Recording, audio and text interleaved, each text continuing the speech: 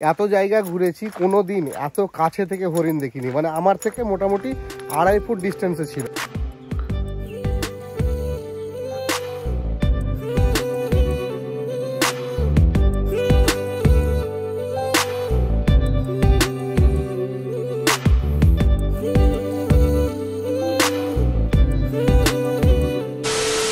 সময় এখন দুপুর 2টো, আর আমি দাঁড়িয়ে আছি আদিনা ফরেস্টের ঠিক বাইরে, যেখানে বাইক পার্কিং করে সেই জায়গাটায়। এ হচ্ছে বাইক পার্কিংয়ের জায়গা। এখানে আমার বাইকটাকে রেখে দিলাম আর কি, 10 টাকা করে পার্কিং ফি দিয়ে। চলো এবার এই পার্কের ভিতরে ঢুকবো।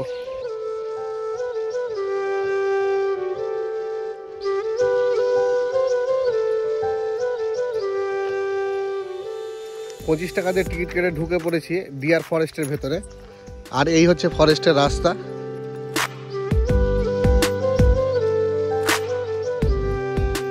কি গাছ দেখো কত বড় বড়। আর ঢুকেই কিন্তু ডান হাতে তোমরা দেখতে পাবে শৌচালয় আছে, মহিলা আর পুরুষ আলাদা আলাদা করে।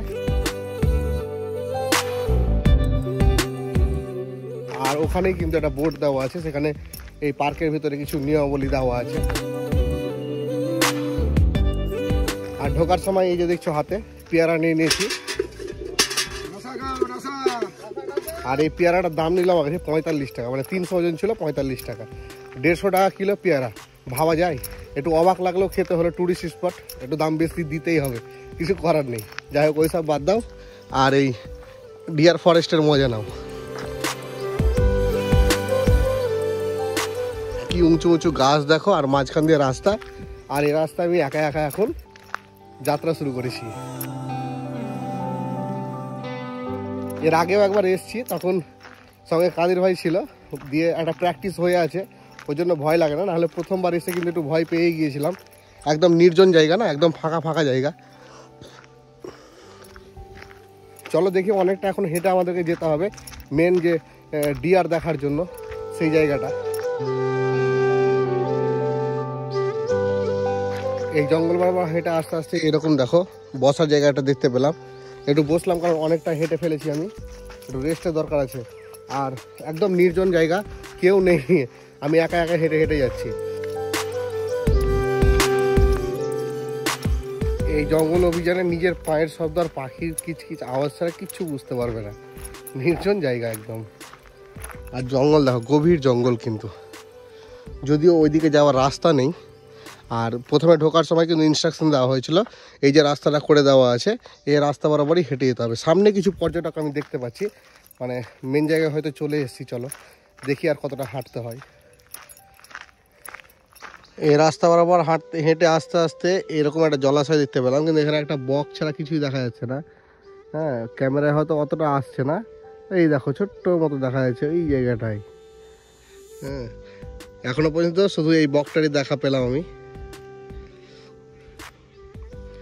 এই মেন রাস্তা থেকে কিন্তু অনেকটা নিচু এই পুকুরটা।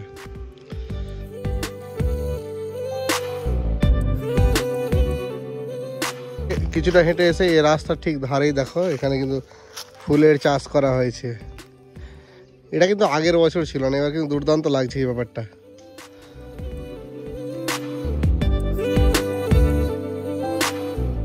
মোটামুটি 500 মিটার মতো হেঁটে এবার চলে এসেছি একটা জায়গায়, যেখানে কিন্তু আমরা অনেক কিছু অ্যাক্টিভিটি দেখতে পাবো।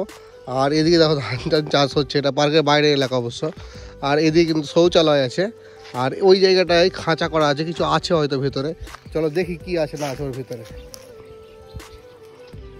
এই দেখো খাঁচার ভিতরে বেশ কয়েকটা কিন্তু পাখি আছে।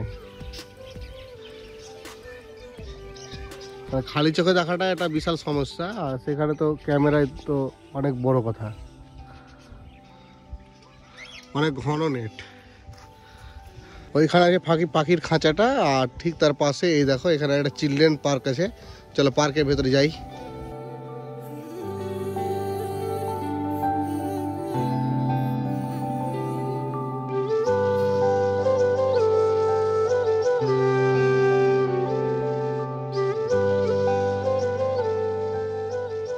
বাচ্চাদের পার্ক দেখে এবার যে জায়গাটায় চলে এসেছি, এখানে কিন্তু আমরা হরিণ দেখতে পাবো।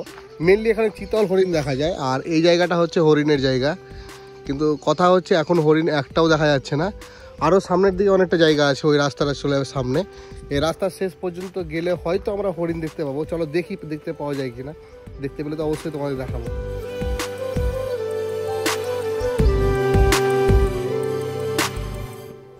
দেখো আদিনা ডিয়ার ফরেস্টে কি হরিণ দেখা যায় সেটা কিন্তু এখানে লেখা আছে আর কি, চিতল হরিণ।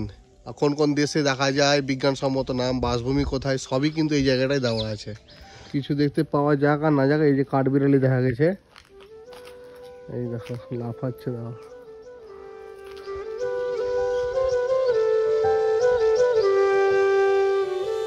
ফাইনালি আমাদের মেন ডেস্টিনেশনে এসে পৌঁছেছি। আর এইখানে কিন্তু বেশ জমজমাট এই জায়গাটা, এই দেখো। আর এটাই হচ্ছে লাস্ট ডেস্টিনেশন, এরপরে কিন্তু আর যাওয়া যাবে না আমাদের। আর এই জায়গাটা এখানে দেখো, এই জায়গাটায় শৌচালয় আছে আর এখানে পানীয় জলেরও ব্যবস্থা আছে। আর এটাই মেন জায়গা যেহেতু, এখান থেকে কিন্তু আমরা হরিণটা দেখতে পারবো। আর এই জায়গাগুলো দেখো, এখানে সেট করা আছে আর বসার জায়গা আছে, দুর্দান্ত জায়গা। এটা বসে কিছুক্ষণ সময় কাটানো যাবে, আর হরিণও দেখা যাবে এখান থেকে। এই দেখো তোমাদের দেখাচ্ছি কতগুলো হরিণ এক জায়গায় আছে দেখো। আরও সামনে যাব তখন আরও ভালো মতন দেখতে পাবো, সেটা তোমাদেরকে আমি দেখাচ্ছি। এই দেখো কত কাছ থেকে হরিণ দেখা যাচ্ছে, প্রচুর হরিণ আছে কিন্তু এই জায়গাটায়।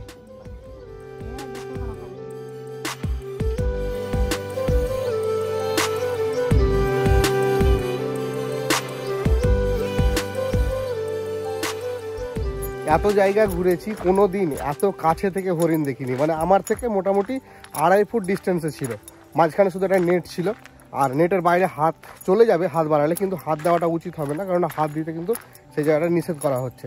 যাই হোক, এবার সেই জায়গাটা দেখে আমরা কিন্তু বেরিয়ে গেলাম আবারও মেন গেটের দিকে। এই যে পথটা আমরা হেঁটে এলাম, মোটামুটি 600 মিটার মতো হবে সেই মেন গেট থেকে মেন পয়েন্টে যেতে। এই পথে কিন্তু কোনো জায়গায় তোমরা না স্টল পাবে, না জলের বোতল পাবে, কোনো জায়গায় পাবে না। একদম শেষ পয়েন্টে গিয়ে কিন্তু জল পাবে। তো সেই জন্য তোমরা জলের বোতল কিন্তু সঙ্গে অবশ্যই ক্যারি করো। আর হ্যাঁ, পারলে কিছু খাবার দাবারও নিয়ে এসো, কারণ একটাও খাবারের স্টল নেই তোমাদের বললাম। হ্যাঁ, কিন্তু খাবারের স্টল থাকাটা অবশ্যই উচিত। এতটা পথ হেঁটে যেতে হচ্ছে, হ্যাঁ, বয়োজ্যেষ্ঠ লোক থাকলে হাঁটতে একটু অসুবিধাই হবে, অনেকটা কিন্তু পথটা। এই রাস্তা বরাবর হেঁটে যেতে যেতে কিন্তু তোমরা রাস্তার ধারে একটা ম্যাপ পেয়ে যাবে। এই ম্যাপে কিন্তু দেওয়া আছে যে এই ডিয়ার ফরেস্টের ভেতরে কোথায় কি আছে। আর ম্যাপ যদি ফলো নাও করো অসুবিধা নেই, এই যে রাস্তা দেখছো, এই রাস্তা বরাবর যদি হেঁটে যাও তাহলে চোখে পড়বে কোন দিকে কি আছে। আর আছে বলতে সেই রকম কিছু আমার চোখে পড়লো না। এইখানকার মেন অ্যাট্রাকশন যেটা, সেটাই হচ্ছে এই হরিণ দেখা, মানে এত কাছে থেকে হরিণ দর্শন, যেটা তোমরা এইখান ছাড়া অন্য জায়গাতে পাবেই না, মানে আমি তো পাইনি অন্তত। ভিডিওর শেষের দিকে একটা কথাই বলবো যে 25 টাকা দিয়ে টিকিট কেটে এই যে এত কাছ থেকে হরিণ দর্শন করলাম, এটাই সব থেকে বড় প্রাপ্তি আর কি। এর থেকে মানে আর সেই রকম কিছু এক্সপেক্ট করা যায় না। তোমরা যারা এই ফরেস্টে আসবো ভাবছো কিংবা আসার জন্য প্ল্যান করছো, তাদের জন্য বলে রাখি এই ফরেস্ট কিন্তু প্রতিদিন সকাল 9টা থেকে সন্ধ্যে 4টা পর্যন্ত খোলা থাকে, আর বৃহস্পতিবার বন্ধ থাকে। হাঁটতে হাঁটতে একদম মেন গেটের কাছেই চলে এসেছি, তাই আর দেখানোর সেই রকম কিছু নেই। এই ফরেস্টের ভিতরে যা যা ছিল সবই তো তোমাদের দেখালাম। কেমন লাগলো অবশ্যই কমেন্ট করে জানাবে। 5 minutes later, এই পিছনে যে মোড়টা দেখছো, এটাই হচ্ছে গোলঘর বাস স্ট্যান্ড। এই বাস স্ট্যান্ড থেকে কিন্তু আমাদেরকে ডান দিকে ঢুকে যেতে হবে ওই 1 লাখি সমাধি ক্ষেত্র দেখার জন্য।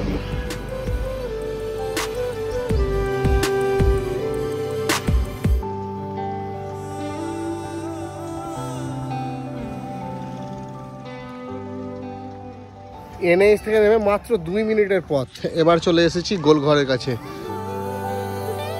এবার এই রাস্তা দিয়ে এলাম, এইদিকে সোজা একটা রাস্তা চলে যাচ্ছে, এদিকেও চলে যাচ্ছে, কিন্তু ঠিক সামনেই এই দেখো, এটাই হচ্ছে গোলঘর। আর এই হচ্ছে মেন এন্ট্রান্স, এখানে টিকিটের কোনো ব্যাপার নেই, এই গেট দিয়ে ঢুকে যেতে হবে।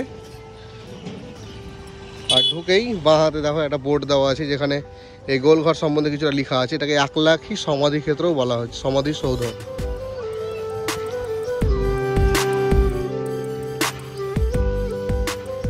ঠিক সামনে হচ্ছে এই ভবন 1 লাখি সমাধিসৌধ। আর এইদিকেও একটা পার্কের মতো আছে, এই দেখো। বেশ জায়গাটা কিন্তু অনেকটা বড়ই আছে, কিন্তু নতুনভাবে সব কিছু করা হচ্ছে। তখন আমরা এসেছিলাম তখন ওখানে দেওয়ালটা ছিল না, এখন দেওয়াল দেওয়া হয়েছে। তো আর এগুলো সম্ভবত গার্ডেনিং হবে হয়তো। আর এই একলাখী সমাধির আমি একদম ধারে চলে এসেছি। আর এই হচ্ছে ভবনটি, যে ভবনের উপরে একটা বিশাল গম্বুজ আছে, যেটা তোমাদেরকে দেখালাম আমি। আর তার দেওয়াল দেখো কি সুন্দর কারুকার্য করা আছে, যেটা প্রত্যেকটা ঐতিহাসিক জায়গায় মানে পুরোনো আমলের যে বিল্ডিংগুলো, সেই বিল্ডিংয়ে যে ডিজাইনটা থাকে সেই ডিজাইনগুলো আছে। আর এই হচ্ছে দেখো পিলারটা দেখো কতটা মোটা এবং কি সুন্দর ডিজাইন করা আছে। তোমাদের কাছ থেকে দেখাচ্ছি তাহলে বুঝতে পারবে। এই দেখো,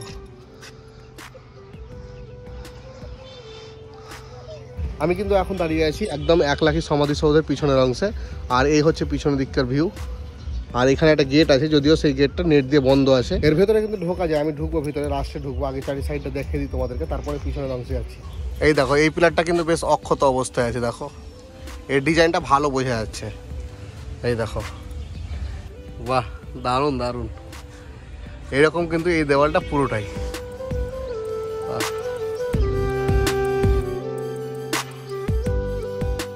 একলাখী মসজিদের ভেতরটা দেখলাম, মসজিদ না, একলাখী সমাধি ক্ষেত্রের ভেতরটা দেখলাম। আর ভেতরে 3টে সমাধি আছে, আর বিশাল গোল একটা গম্বুজ আছে, যেটা বাইরে থেকেও দেখা যাচ্ছে আর ভিতর থেকে ভেতরের অংশটা দেখা যাচ্ছে। কিন্তু ব্যাপার হচ্ছে এর ভেতরে কিন্তু ভিডিওগ্রাফি অ্যালাউ নেই, তার জন্য আমি বেশ কয়েকটা ফটো তুললাম। এই ফটোগুলোই তোলা হলো আর কি। একলাখী সমাধিসৌধ এই পিছনের অংশটা দেখতে পাচ্ছ। আর এর ঠিক পাশেই মানে এই যে রাস্তাটা আছে, এই রাস্তা দিয়ে আমাদেরকে যেতে হবে। তাহলে কিন্তু আমরা একটা সোনা মসজিদ আছে এই দিকটাতে, ওটা দেখতে পাবো। আর তারটা যাওয়ার জন্য এই যে রাস্তাটা আছে, এখান দিয়ে একটা গেট আছে, এই গেট দিয়ে কিন্তু ওই দিকে যেতে হবে। আমার মানে আমি দেখতে পাচ্ছি সোনা মসজিদ এখান থেকে, কিন্তু ক্যামেরায় আনা যাচ্ছে না, মানে জঙ্গলের ভেতরে ওই দিকটাতে। চলো দেখে আসি সোনা মসজিদটা। 1 minute later মিনিট 2-এর পথ হেঁটে চলে এলাম। এটা হচ্ছে মেন গেট। আর মেন গেটের পাশে এই যে বোর্ড লাগানো আছে, মানে এটা হচ্ছে কুতুব শাহী মসজিদ, কিংবা এটাকে সোনা মসজিদও বলা হয়। আর এই হচ্ছে মসজিদের ভিউ। বিকালবেলা এসেছি সূর্যাস্তের টাইমে, বেশ ভালো লাগছে দেখতে মসজিদটা। সূর্যটা একদম এই দিক দিয়ে আসছে। আর এই হচ্ছে সোনা মসজিদ ঢোকার গেট। ওইদিকে একটা ভবন আছে, চলো দেখে আসি। মেন গেট দিয়ে ঢুকে আসার পরে আবারও এই গেটটা পেলাম আমরা। আর গেট দিয়ে ঢোকার পরে এই দেখো দুদিকে বিস্তীর্ণ বাগান, এদিকে আছে আবার এইদিকেও আছে। আর এই রাস্তার ঠিক সামনে এই দেখো, এই হচ্ছে সোনা মসজিদ। এর ভেতরে আমি ঢুকলাম না, কারণ আমি জুতো পরে আছি। এর ভেতরে ঢুকলে কিন্তু জুতো খুলে অবশ্যই ঢুকতে হবে, কারণ এখনও কিন্তু আমি যতটুকু খবর পেলাম এখানে নামাজ হয়, তাই আর ভেতরে ঢুকলাম না। এই হচ্ছে ভেতরের ভিউ, ওই দিকটায় এই গেট দিয়ে ভেতরে যেতে হবে। যাই হোক, চলো এবার এই জায়গাটাতে আমরা মোটামুটি দেখে নিলাম। এই পান্ডুয়াতেও কিন্তু গৌড়ের মতো অনেক জায়গা আছে দেখার মতো। একটু হাতে সময় নিয়ে আসলে কিন্তু সব জায়গায় দেখা যাবে, আর প্রায় সব কাছাকাছি আছে। আবারও চলে এলাম এই একলাখী সমাধিসৌধের সামনে।